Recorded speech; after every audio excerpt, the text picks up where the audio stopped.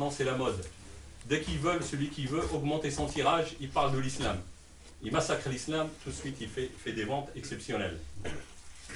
Là, en ce qui concerne les sondages, je ne sais pas si je vous l'avais dit, mais je le dis peut-être, les anciens peut-être sont au courant, ceux qui sont là au moins depuis 6 ans, je dirais, c'est que quand on a fait un peu, ceux qui ont fait des études, des hautes études, notamment bac plus 6, plus 7, ou même plus 5 déjà, plus 2, plus 3, etc., quand ils ont appris la communication, de quelle façon se fait la communication et les sondages. Comment on fait les sondages, en tout cas en France depuis une quinzaine d'années. Vous savez que les sondages, c'est facile à trouver les gens qui puissent répondre à ce qu'on veut. Je vous donne un exemple concret, celui-là, là, pour l'islam.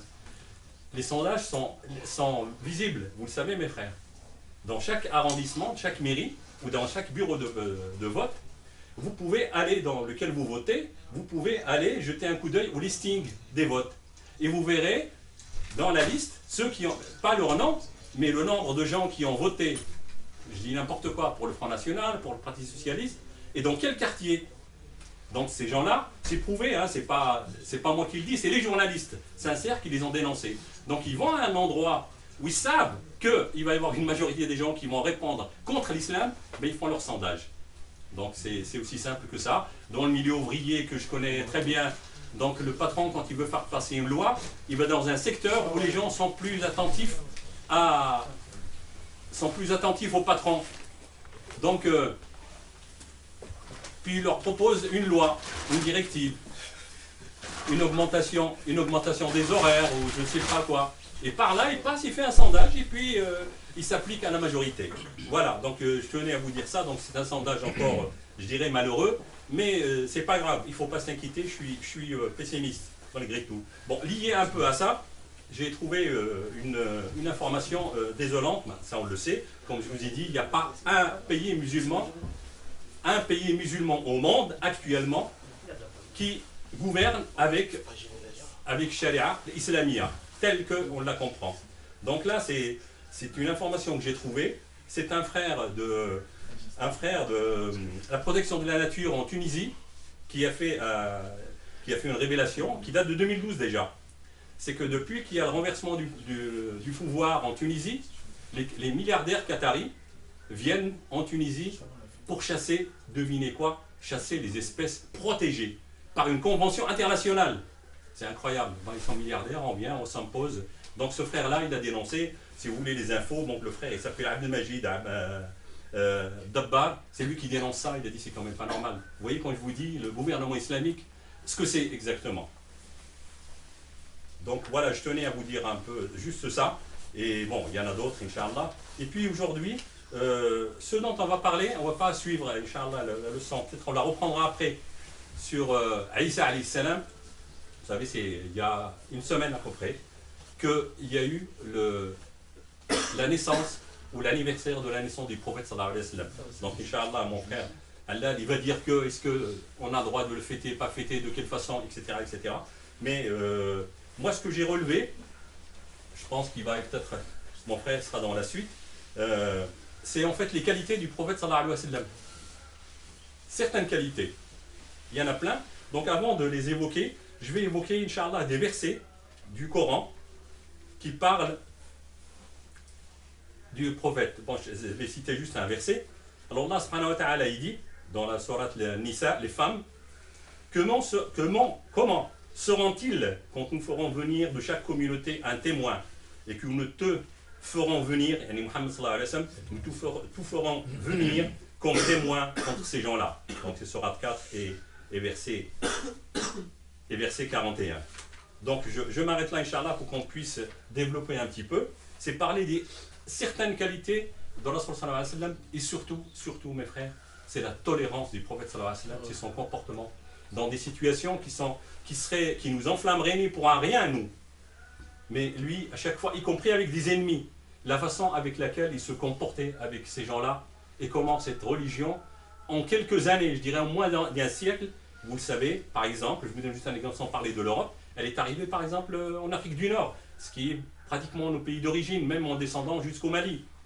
En moins d'un siècle, elle est arrivée dans ces endroits-là. Mais c'est pas, contrairement à ce qu'ils nous disent, c'est pas avec la guerre et tout. Il y a eu quelque chose, parce qu'il y a des tribus qui étaient réfractaires, comme vous savez. Par exemple, en Afrique du Nord, la plupart des gens qui peuplaient ces territoires-là, c'était des berbères. Et ces berbères-là étaient durs. On ne pouvait pas les vaincre. C'était des guerriers qui tenaient à leur pays. On ne pouvait pas leur imposer une religion.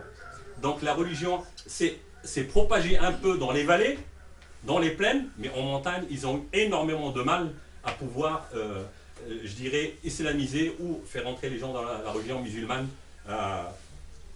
en Afrique du Nord. Et je rappelle juste à mes frères, encore, je rajoute une couche, vous m'excuserez, qu'on a la même origine. Les gens d'Afrique du Nord, comme j'ai dit la dernière fois, jusqu'au Niger, on a les mêmes origines. De la Libye jusqu'en bas, on a les mêmes origines. C'est des tribus qui sont venues du Yémen, maintenant ça commence à se préciser, qui sont venues du Yémen. Donc le berbère, c'est qu'en fait, avec les dynasties qui sont passées, avec les invasions qui sont passées, les Romains, les Grecs, etc., il y a eu un mélange de langues, et cette langue, ça s'appelle le berbère. Donc il y a plusieurs dialectes, c'est pour ça qu'il est devenu... Et après, ces berbères-là, ils l'ont perfectionné pour qu'elle devienne une langue, je dirais, locale. Voilà. Donc, je m'arrête là, Inch'Allah, je laisse mon frère. أشهد أن لا إله إلا الله ولي الصالحين وأشهد أن محمدا عبده ورسوله إمام المتقين. Chers frères, salam alaikum. Bienvenue à ce soir. Que lundi passé, il y avait cette occasion que les musulmans, presque dans le monde, ils la fêté pour certains. Est-ce qu'on a le droit ou on n'a pas le droit? Mais c'est une occasion de la naissance du prophète sallallahu alayhi wa sallam. Et un homme comme lui, on doit parler de lui. Parce qu'il a changé le monde. Parce que sa religion, jusqu'à maintenant, il agrandit, il s'agrandit et il est toujours là. Par contre, les prophètes avant, ils ont duré dans le temps et après, Allah, il les a remplacés par d'autres. Le Nabi sallallahu alayhi wa sallam, il est venu, notre prophète, en peu de temps, 23 ans, il a tout réfléchi. Il a laissé des fondements avec des principes simples pour ceux qui étaient à côté, mais des fondements très profonds, très larges pour ceux qui sont venus après et qui sont inspirés de ces paroles et ils ont continué son flambeau et ça continue toujours. Aujourd'hui, mes frères, si je peux en parler de lui, mais excusez-moi, c'est vraiment... je ne peux pas parler de lui. Parce que je suis qui? Croyez-moi, je ne suis même pas la terre sur laquelle il marche. Je ne vaux pas cette terre. Je ne vaux pas rien du tout. Je ne suis rien du tout devant cet homme, grand homme, qui est Mohammed sallallahu alayhi wa sallam. Qu'Allah il l'a privilégié pour lui, qu'Allah il l'a aimé, qu'Allah il l'a élevé vers lui. Donc je ne vais pas citer sa naissance, et comme avant, c'est vrai, il y a certains musulmans, au niveau de la naissance du prophète sallallahu alayhi wa sallam, vous allez trouver deux extrêmes et un centre. L'extrême, on va le dire extrême gauche, excusez-moi de parler comme ça, ce sont des gens qui ne pensent même pas au prophète sallallahu alayhi wa sallam, toute l'année. Et même lorsque sa jour de naissance, il arrive, ils vont faire la fête, distribuer des gâteaux, même danser. Ça ne va pas. Vous ne parlez même pas de lui toute l'année. Vous suivez même pas sa sunna, sa tradition. Et une fois par an, demain, c'est la fête de quoi? La fête de naissance du prophète. En fait, ils fêtent pour eux, c'est une fête pour eux et pour l'estomac, mais pas pour le prophète. Ça, c'est l'extrême gauche. Juste une parenthèse, dans nos pays d'origine, enfin, je parle en tout cas moi d'un pays que je connais bien, c'est le Maroc, c'est devenu comme Noël ici. Pour Eid al-Milad Nabawi chez nous, au Maroc, c'est devenu du business, ça, du commerce incroyable. C'est terrible. Moi, j'ai eu l'occasion d'être là-bas à un moment où l'Aïd Nabawi, bon, parce que ça fait des années, mais subhanallah, c'est Noël. C'est Noël voilà, des musulmans. L'autre extrême droite, c'est que vous trouvez des musulmans, ils te disent c'est haram, c'est la naissance du prophète, il ne faut même rien faire. Et voilà. Aussi, ils ont exagéré. Parce que si on ne parle pas à ces générations, à ces enfants du prophète sallallahu alayhi wa sallam, qui va montrer sa valeur? Qui va montrer sa valeur? Donc c'est décevant de trouver des frères et des savants qui disent non, il ne faut rien faire. Et vous avez ceux du centre qui disent il faut profiter de cette occasion du prophète, de parler du prophète sallallahu alayhi wa sallam. De pourquoi pas appeler les gens à lire sa vie et faire sortir certaines choses très importantes, des points très importants dans la vie. Comme je l'ai dit, mes frères, je ne vais pas citer toute la vie du prophète sallallahu alayhi wa sallam. Nous sommes rien. Moi personnellement, je suis rien pour parler de lui. Mais je vais vous faire arrêt sur image, sur quelques images, quelques moments de sa vie sallallahu alayhi wa sallam. La première, regardez le respect du prophète sallallahu alayhi wa sallam par les animaux. Pour les animaux. Non, par les animaux. Ah, par les animaux. Par les animaux. Oui, excusez-moi. Par les animaux. L'histoire, il arrive à la Médine où des gens, ils possèdent un chameau et sur ce chameau-là, ils transportent de l'eau depuis jusqu'au champ. Et à un certain moment, le chameau, il a, comment on dit, il s'est affolé. Enragé. Ils veulent les mordre, ils veulent le tuer. Et ils l'ont poussé à l'intérieur du champ. Et ils sont au fond du champ et ils sont venus vers le prophète sallallahu alayhi wa sallam pour lui dire regarde, il y a quelque chose. Le Nabi sallallahu alayhi wa sallam, il a dit allez, on va le voir. Lorsqu'il est parti, il a rentré dans le champ, ils ont dit oh prophète, attention, il est enragé. On craint qu'il te fait du mal. Il a dit craignez pas. Il s'approchait de lui et lorsque l'animal qui était au fond enragé, il a vu le prophète sallallahu alayhi wa sallam. Et il est commencé à venir doucement jusqu'au prophète et il s'est prosterné devant le prophète. Prosterné, posé le front par terre. Jusqu'à Nabi sallallahu alayhi wa sallam, il l'a levé par l'oreille, il l'a ramené comme un doux qui, subhanallah, il s'est laissé faire. Il s'est laissé faire. Nabi sallallahu alayhi wa sallam, il l'a pris par l'oreille jusqu'à la pluie et ils allaient dire allez, servez-vous. Maintenant, ça y est, il va vous donner la reine, les reines, et il est rentré en ordre. Regardez le respect. Lorsque Sahaba, ils ont vu cette image, ils étaient affolés. Ils se sont dit, subhanallah, au prophète, les animaux, ils prosternent devant toi, ils se prosternent devant toi. On devait le faire, nous. Nous, on devait le faire. Il a dit, non, l'être humain, ils sont élevés. C'est pas comme les animaux. Sont élevés. Et jamais je demandais à un être humain se prosterner devant un être humain. Si jamais je le ferais, je demande à la femme de se prosterner devant son mari. Vis-à-vis de sa valeur et de sa responsabilité vis-à-vis d'elle. Ça c'est la première. Pour voir un petit peu Nabi sallallahu alayhi wa sallam de son respect. Maintenant, d'autres, pour vous dire comment Nabi sallallahu alayhi wa sallam, comment Nabi sallallahu alayhi wa sallam, il vivait avec ses compagnons. Et comment il résoudre le problème. C'est subhanallah. L'histoire, comment elle arrive? Il y avait quelqu'un qui s'appelle Rabi' al-Aslami. Il parlait avec Abu Bakr. Vous connaissez Abu Bakr? C'est qui Abu Bakr?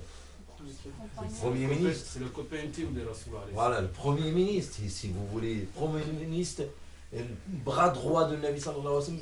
Et le père de l'épouse de Nabi sallallahu alayhi wa sallam. Donc Rabi'a, celui-là, il parlait avec Abu Bakr. Après, ils sont rentrés en une petite confrontation verbale, comme ça. Et Abu Bakr, il lui a sorti un mot. Vraiment un mot qui fait dur, qui fait mal, qui fâche. Après Abu Bakr, regardez l'homme, ça nous arrive tous. Au lieu de continuer, ouais, mais allez, Il a dit, pardon. Ah, excuse-moi. Ah, pardon. Il a dit, non, non. Dis-le à moi aussi. Allez, vas-y, dis-le à moi. Rabia lui dit, non, je ne le dis pas. Il lui a dit, tu vas le dire. Tu vas le dire à moi. Prends le qisas, prends ton Ta droit. revanche. Ta revanche. Il lui a dit, non, je le fais pas. Il lui a dit, tu le fais pas, je vais le dire au prophète sallallahu alayhi wa sallam. Et il est parti. Et il y avait les tribus de ce monsieur-là. Ils sont venus, ils disent, mais il est gonflé lui. Il t'insulte, et après, il va vers le prophète pour se plaindre. Mais il a dit, Rabia, il a dit, calmez-vous, s'il vous plaît, calmez-vous. Ça me regarde pour moi. Attention, ça me regarde comme moi. Attention, s'il vous voit avec moi, il va dire, ah, vous êtes en train de me monter la tête. Et il va se fâcher contre moi. Et s'il se fâche, lui, je suis sûr que le prophète il va se fâcher. C'est l'ami intime du prophète. Donc, s'il vous plaît, éloignez-vous. Éloignez-vous, je ne veux pas. Et après, il a suivi Abu Bakr. Il est parti, il a trouvé que Abu Bakr il est arrivé chez le Nabi sallallahu alayhi wa sallam. Et il a trouvé qu'Abu Bakr il lui a cité l'histoire. Lorsque il est arrivé, le prophète il lui a dit, Rabia, qu'est-ce qu'il t'arrive avec Abu Bakr? Il a dit, il a répété ce qu'il arrive. Ça. Et après, il lui a dit, il m'a dit un mot. Après, il a regretté, il m'a demandé de le redire à lui. J'ai dit non. De me le retourner. De me le retourner, voilà. J'ai dit non. Le prophète lui a dit, oui, exact. Ne le dis pas à lui. Ne le retourne pas à lui. Mais dis, pas que Allah te pardonne, Abu Bakr. Non. Ah non. Et Rabia, il a dit que Allah il te pardonne, Abu Bakr. Abu Bakr, il s'est mis à pleurer. À pleurer. Alors, regarde, en 2 secondes, il a résolu le problème. Résolu le problème. C'est un homme. Regardez, un homme comme. C'est des conflits, vraiment des conflits. Mais doucement. Et oui, tu lui as dit, tu as raison, il ne faut pas l'insulter. Mais dis-lui plutôt, dis-lui qu'Allah te pardonne. Et ce mot-là, ça va faire beaucoup chez Abu Bakr. Lorsqu'il lui a dit qu'Allah te pardonne, Abu Bakr il aime entendre le mot. Il cherche le mot. Mais lorsqu'il lui a dit qu'Allah te pardonne, ça y est. Il a commencé à pleurer comme un bébé. Ça pèse lourd, ça. Ça pèse lourd, exactement. Mais regardez l'intelligence de cet homme, le prophète sallallahu alayhi wa sallam. Saute non. Regardez Rahma, et je laisse. Après ça, Rahma, comment il résout le problème, sallallahu alayhi wa sallam. Comment il fait le fatwa. Et regardez les savants d'aujourd'hui et les jeunes d'aujourd'hui qui veulent rendre la religion difficile. Tu portes pas la barbe, presque tu vas l'enfer. Hein, toi, tu es la coupe, ça y est, tu n'es pas musulman du tout. Subhanallah. Regarde comment les gens aujourd'hui, et surtout certains jeunes, ils rendent l'islam dur. Dur. Compliqué. Regardez le prophète sallallahu alayhi wa sallam. Et méditez derrière. Nous sommes en pleine journée de Ramadan.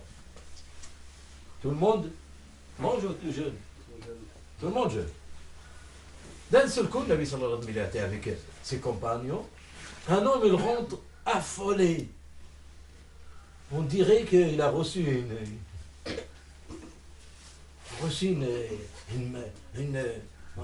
Une malédiction. Une malédiction. Il était Oh affolé. prophète, quoi? Je suis fini. Je suis détruit. Qu'est-ce qui t'arrive? Je suis fini. Ça y est, c'est fini pour moi. Qu'est-ce qui t'arrive? Un grand malheur. Qu'est-ce qui lui arrive? Dis-moi. J'ai dormi avec ma femme en pleine journée de Ramadan. Regardez, c'est très simple. Nabi sallallahu alayhi wa sallam dit, libère un esclave. Un esclave? J'ai pas d'esclave. D'accord. Donne à manger pour 60 personnes. Non, il lui a dit, jeûne 60 jours. Il lui a dit, 60 jours. Déjà un jour de Ramadan, je suis pas, j'ai pas résisté. Comment tu me rajoutes ces 60 jours encore? Donc il lui a dit, bah donne 60 aux pauvres, 60 pauvres, donne-lui à manger. Il dit, bah, j'ai rien. J'ai rien. Le prophète sallallahu alayhi wa sallam lui a dit, bah, installe-toi, assieds-toi. Et petit à petit, il y a quelqu'un qui ramène un petit seau de dattes. Vous savez, un panier de dattes, beaucoup de dattes. Il a dit, il est où celui qui m'a demandé là? Il lui a dit, moi, il a dit, tiens, c'est lui. Ah, il a dit ça, c'est celui qui a amené les dates, il a dit ça, c'est une sadaqa. Non, il lui a dit, tiens ça. Il lui a dit, pourquoi? Il lui a dit, ça, tu le donnes aux pauvres, comme ça tu vas nourrir 60 personnes. Il le regarde et lui dit, prophète, oui.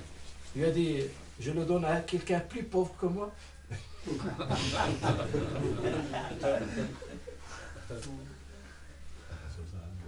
Comment? Il lui a dit, je le donne à quelqu'un plus pauvre que moi. Je le jure, je vous jure, qu'il n'y a pas dans la Médine quelqu'un de plus pauvre que moi et ma femme. En fait, il lui a dit, bah, ramène-le à ta femme et mange-le. Regardez, il rentre avec un problème, une catastrophe, il ramène à manger à la femme. Et lorsqu'il est parti chez la famille, il a dit, vous m'avez fait peur, hein? Ah, vous m'avez dit que le prophète, Allah, il était plus gentil que vous. Allah, il était plus gentil que vous. Regardez ce qu'il m'a donné. Ah, je croyais que il va me couper la tête. Ah, regarde, il m'a donné même les dates. Voilà, c'est comme, vous voyez, c'est comme l'état dans lequel on est. Donc la famille lui a dit, t'es foutu. Ce que tu as fait là, ce péché-là, il est énorme. Parce qu'il était tellement bouleversé, retourné, il a dit, bah, t'es foutu. Et voilà, le Rasoul sallallahu alayhi wa sallam lui répond d'une façon... La chose, c'est que en fait, sallallahu alayhi wa sallam, il lui a fait une sadaqa. Mais il y a une science derrière. Parce qu'avant de générer, il faut le générer d'abord envers soi-même, en tant que créateur de Dieu qui a une âme. C'est ça que le prophète un autre pour voir Nabi sallallahu alayhi wa sallam comment il est, sa sagesse et sa clémence et son rahma. Là, c'est Abu Huraira qui rapporte. Pour situer un petit peu l'histoire, Abu Huraira et ses copains, ce sont des gens qui ont divorcé la vie. Ils sont divorcés de la vie. Ils ne s'intéressent pas à la vie. Ils s'appellent Ahl Sofa. Ahl Sofa, c'est Sophia. Sophia, ils sont venus de ce mot-là. Ces gens-là, ils restent à la mosquée. Ils n'ont pas de travail. Ils disent rien. Ils suivent le prophète sallallahu alayhi wa sallam. Il écrit les paroles du prophète sallallahu alayhi wa sallam. Et il apprend la science. Et ils ont bien fait. Parce que sinon, la science, elle est partie. Abu Bakr, il était parmi eux. Abu Huraira. Il a dit, j'ai pas mangé, ça fait plusieurs jours. J'ai pas mangé. Et ça me fait mal jusqu'à il pose son ventre par terre. Et qu'est-ce qu'il a fait? Il s'est mis debout devant la mosquée. S'il y a quelqu'un qui le ramène à manger, oui, il le ramène chez lui. Il a dit, j'ai vu Abu Bakr arriver. Et je me suis intéressé à lui et je lui ai posé une question de la religion. Il a dit, je jure, ça ne m'intéresse pas la question. Je voudrais qu'il me ramène à manger. Il ramène avec lui à manger. Il est douce, cette histoire, elle est magnifique. Quand on la connaît, ouais. Il a dit, je ne voudrais pas m'intéresser. Ça ne m'intéresse pas la question. Mais j'ai. Hein? Il ne s'intéresse pas à la réponse, il a connu la réponse. Il connaît la réponse, mais il voulait que Abu Bakr lui ait dit, viens, Abu Bakr, il le voit qu'il est fatigué, il lui a dit, viens manger avec moi. Il ne l'a pas fait. Il a dit, j'ai resté debout, Abu Bakr, Omar, il arrive. J'ai posé la question à Omar. Tu connais ce verset? Ouais. Tu connais ce verset, mais ça ne m'intéresse pas la réponse. Mais l'autre, il n'a pas compris. Je voudrais simplement qu'il me ramène chez lui pour manger. Il ne l'a pas fait. Jusqu'à il est venu, le prophète. Lorsqu'il m'a vu, il a sourié. Il a sourié. Il a souri. Et il a dit, Abu Huraira, Abu Hur. Il a dit, oui, prophète. Il a dit, viens, à la maison. À la maison. Il est rentré et il lui a dit, et lorsqu'il est rentré, on a offert à Nabi sallallahu alayhi wa sallam on va dire une bouteille de lait. Une réception de lait. Écoutez. Abu Huraira, lorsqu'il a vu le lait, il a dit Alhamdulillah, je suis sauvé. Il n'y a que lui et qui moi, ça y est, je vais être rassasié. Il lui a dit Abu Huraira, oui. Il a dit appelle les gens de Sofa.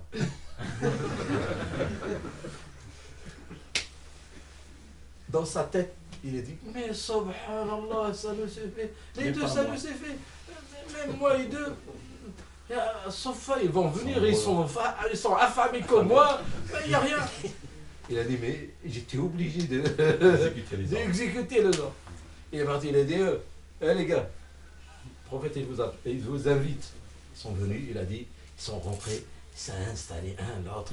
Lui, il trouve c'est long. Non. Ah bah voilà, oui, c'est toi le serveur. Et toujours le serveur, c'est le dernier à se servir. Il a aimé être à côté le premier, comme ça il a dit, je donne au premier, je dis, quand est-ce qu'il va le lâcher lui? Il va le lâcher quand? Jusqu'à il est rassasié, il me le donne. Je le donne au deuxième, je dis, oh là, qu'est-ce qu'il va laisser lui? Jusqu'à il est rassasié, je dis, ah subhanallah, jusqu'à j'ai fait le tour. Après j'ai arrivé au prophète, je dis, le prophète, il m'a dit, qui reste? Il m'a dit, je reste que moi et toi. Qui encore? Il m'a dit, il n'y a que moi et toi. Il lui a dit, assieds-toi. Prends. Il lui a dit, prends, je te dis. Il a bu. Il a dit timidement, il a dit, ça y est, prends. Il lui a dit, encore, rajoute. Il a bu encore. Jusqu'à il est rassasié là. Il a dit, tiens, prends ça, alhamdoulilah, je suis rassasié. Il a dit, encore. Il a bu. Il a dit, encore. Il a dit, à la fin, il lui a dit, oh prophète, oh là, il n'y a pas d'endroit pour lui. Ça y est, j'ai pas d'endroit. Il a dit, après, il a pris le reste, le prophète, sallallahu alayhi wa sallam. Regardez comment, sans le marquer, sans l'insulter, sans lui dire, mais tu es un radin, il a réglé le problème. Ça arrive tous les jours avec le prophète. Tous les jours. Ça, c'est juste des clichés, des photos. Ça indique aussi les miracles du prophète. Ah oui, alors pour le lait, avec un peu, suffit pour tout le monde là. Mais Abu Huraira, il n'a pas cité que c'est un miracle. Mais Allah, il a béni, il a fait le baraka. Ce bol, Allah, il a fait le baraka. Pour citer encore, ça c'est, je cite, Inch'Allah, la force de notre prophète. Ah, vous n'avez jamais entendu ça. La force du prophète. Le prophète, il était fort. Vraiment fort. C'est un guerrier. Dans tout le sens du mot guerrier. Parce qu'Ali, qui était vraiment un guerrier, un chevalier, il a dit, lorsque la guerre est fait rage, on se protège derrière le prophète. Ah oui, il a dit, lorsque la guerre est fait rage, le plus proche de l'ennemi, c'était le prophète. L'histoire, il est quand? Je vous dis l'histoire. Ubay ibn Khalaf, ça vous dit quelque chose? Ubay ibn Khalaf, c'est celui qui tapait et qui humiliait Bilal. Non, ça vous dit, c'est la bande d'Amr ibn al-As. Oui, c'est celui qui traînait Bilal dans le sable chaud et qui pose sur lui des cailloux, qui le flagelle. Ubay ibn Khalaf, à la Mecque, avant que le Nabi sallallahu alayhi wa sallam vienne à la Médine, un jour comme ça, lorsque, avec Bilal, il voulait un petit peu taquiner le prophète sallallahu alayhi wa sallam. Il lui a dit, tu sais, j'ai un cheval. Je lui donne chaque jour 2 bols de blé. Pour qu'il soit fort. Et je vais te tuer sur. Avec. Et le prophète lui a dit, non, c'est moi qui te tue. Sur ce cheval. Et c'est parti. Et c'est parti. Le prophète sallallahu alayhi wa sallam, il est parti à la Médine. Ils sont venus ici ils sont revenus pour attaquer le prophète sallallahu alayhi wa sallam à Badr. et ils ont suivi une défaite, ils sont revenus à Uhud, et là il a dit, cette fois-ci je ramène mon cheval, et je combatte le prophète Mohammed, il dit Mohammed avec sallallahu alayhi wa sallam.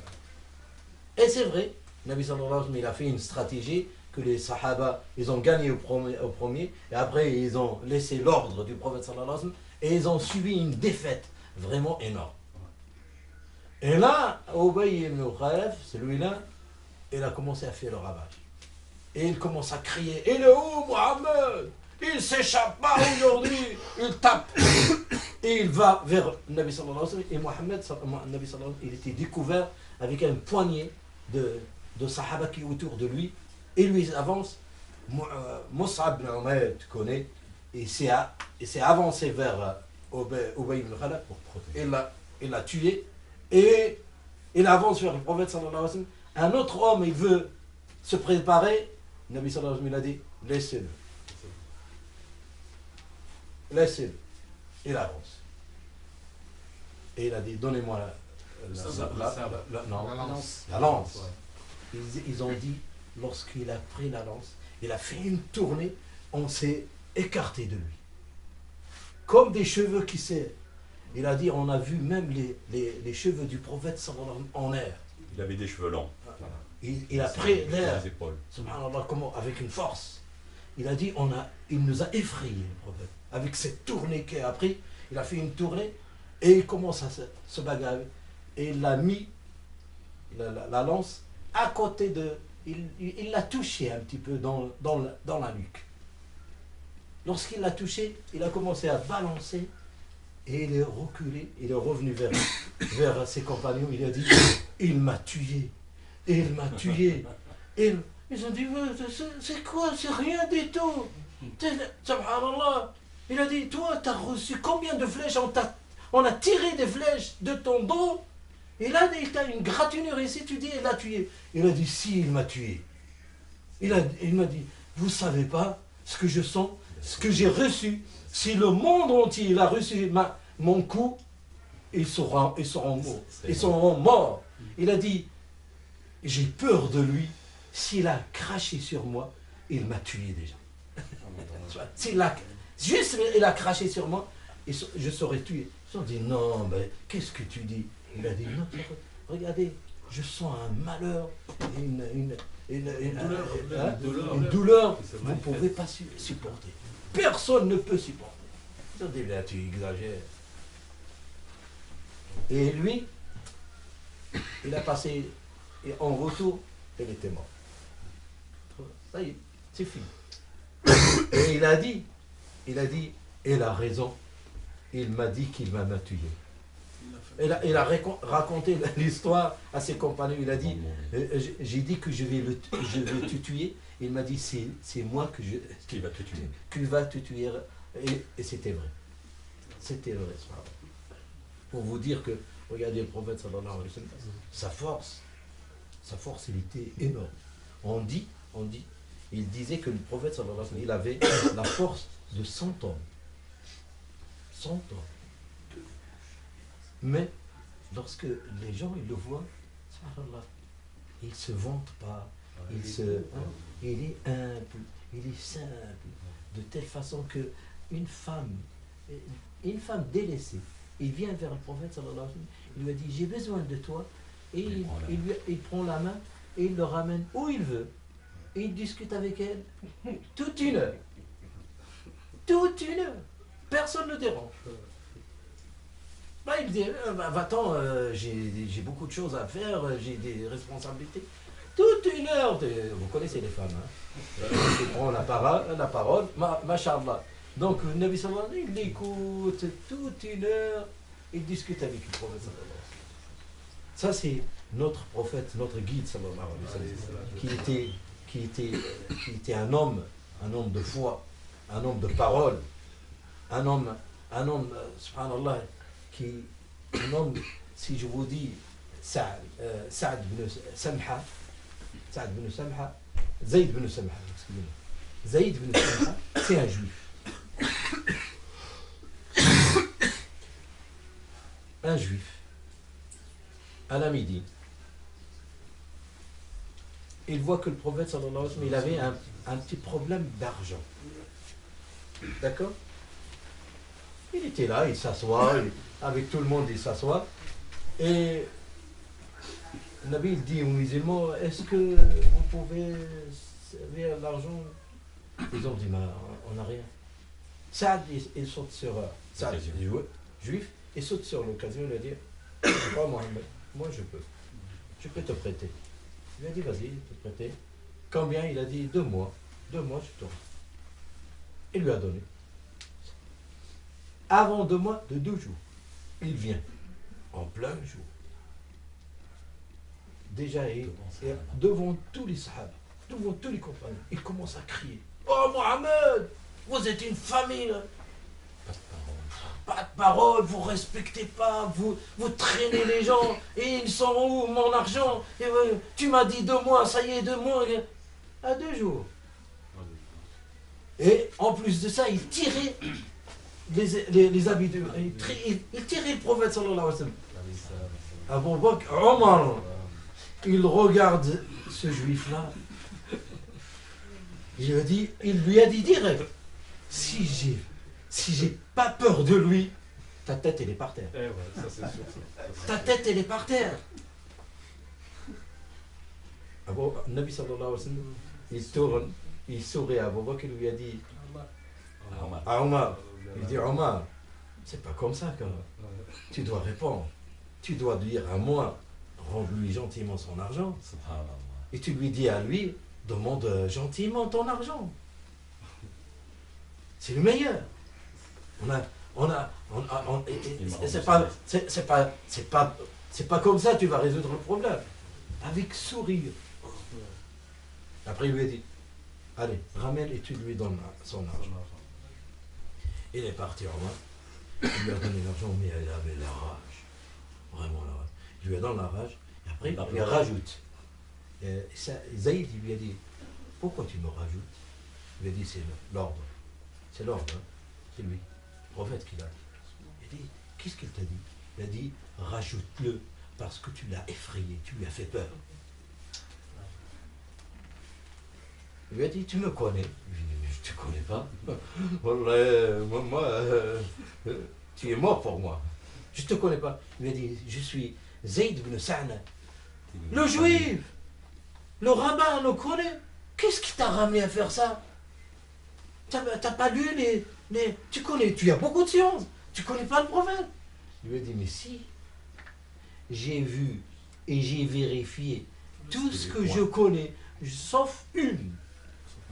Sauf un point. Tous les signes, en fait. Tous les signes, je les ai vérifiés. Sauf un. Il lui a dit quoi? Il a dit, Mohammed, lorsqu'on agresse et on s'acharne contre lui, lui, il est apaisé. Il ne répond pas, quoi. Lui, il est apaisé, il ne s'affole pas, il ne répond pas. Il est vraiment apaisé. Et je l'ai vu. Et je déclare qu'il est le prophète d'Allah. C'est ça. Et je déclare qu'il est le prophète d'Allah. C'est un prophète d'Allah. Ça, c'est sûr. J'ai vérifié ce mot, ce point. Alors, regardez, un être humain, il ne peut pas le faire. Mais c'est Allah qui l'a choisi. C'est Allah qui l'a choisi. Un autre, regardez comment le prophète il résout le problème. Un problème qui arrive à tous nous ici. Mais s'il arrive à nous, c'est... Le prophète, il était dans la mosquée, avec les compagnons, il fait son dars, et il voit un bédouin rentrer. Le sahaba, c'est un bédouin rentrer. Il prend la recule là-bas, il commence à uriner dans la mosquée. Et le sahaba, ils sont, surtout ceux qui sont chauds vite, ils sont partis, ils ont ramené le sabre, et ils veulent... Ça y est, tu y es ou là? Lui donner un tariha carré.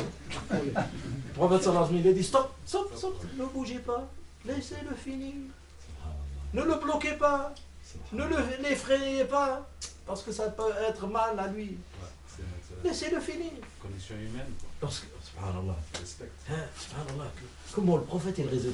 Laissez-le finir. Il a fini, il a dit, m'a ramené un seau d'eau et versez-le sur le riz. et ça y est, c'est résolu le problème. C'est résolu le problème. Après, lorsqu'il a vu ça, le bédouin, il a dit, subhanallah, j'ai failli mourir là. Sauf le prophète, sallallahu alayhi wa sallam. Sauf le prophète, il m'a sauvé de vous. Écoutez ce qu'il va dire. Qu'est-ce qu'il a dit?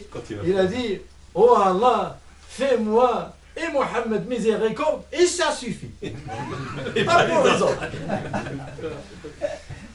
Et le prophète lui dit, tu as réduit quelque chose qui est très large.